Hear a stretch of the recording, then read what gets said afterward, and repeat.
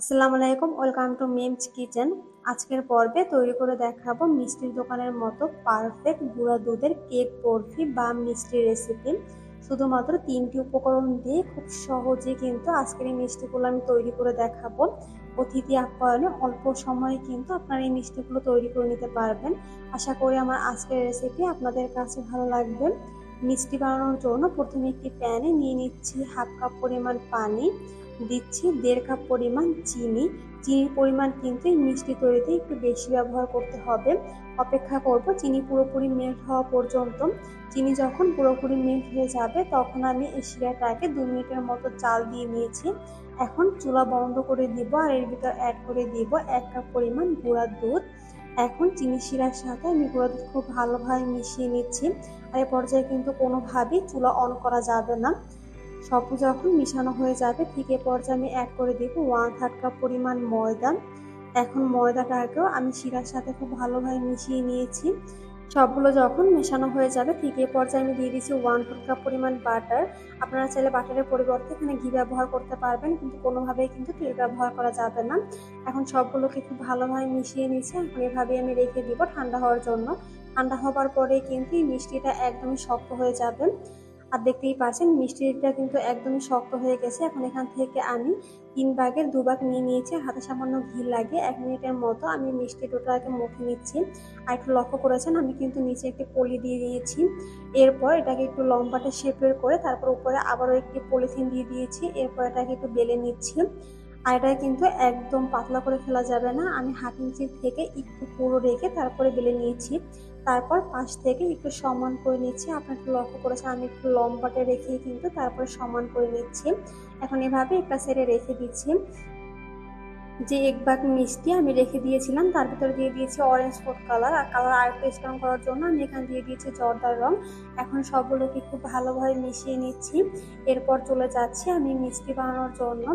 আপনারা চাইলে কিন্তু এইটা মিশানোর পর এটাকে আরও 2 মিনিটের জন্য রেস্টে রেখে দিতে পারেন, তাহলে দেখবেন শক্ত হয়ে যাবে।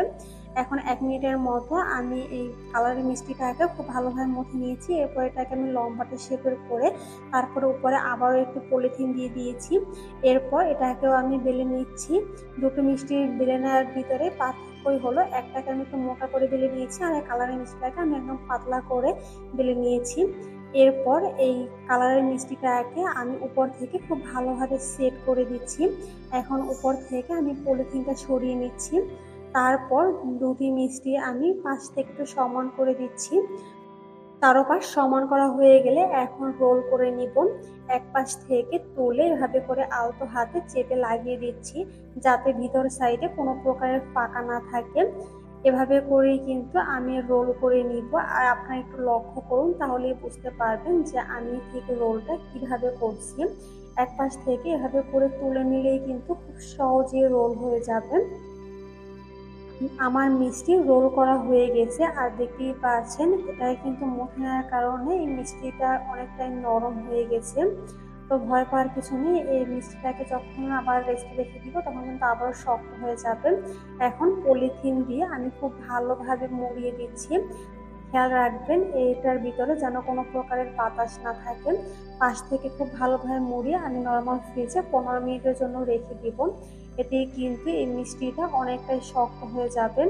এরপর আমি পলিথিন থেকে বের করে নিচে সামান্য ময়দা দিয়ে দিয়েছি।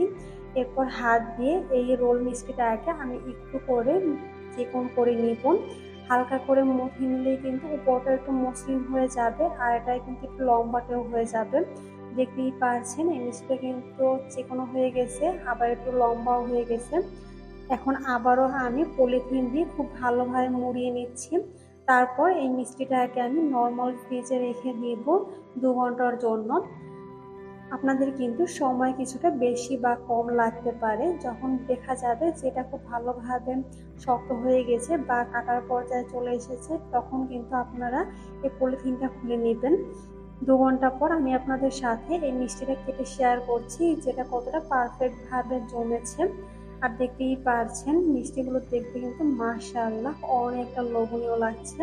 আমি হাফ ইঞ্চির পুরুত্ব করে কেটে নিয়েছি। আমি আপনাদেরকে দেখিয়ে দিচ্ছি যে মিষ্টিটা কতটা পারফেক্টভাবে জমেছে আর দেখতে কিন্তু মাশাআল্লাহ অনেকটা লোভনীয় লাগছে।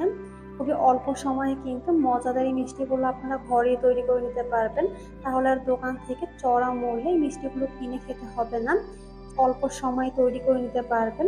আর তৈরি করে তো দেখিয়ে দিলাম, একদমই সহজ একটি রেসিপি। আশা করি আমার আজকের রেসিপি আপনাদের কাছে ভালো লেগেছে, ভালো লাগলে বাসায় ট্রাই করবেন।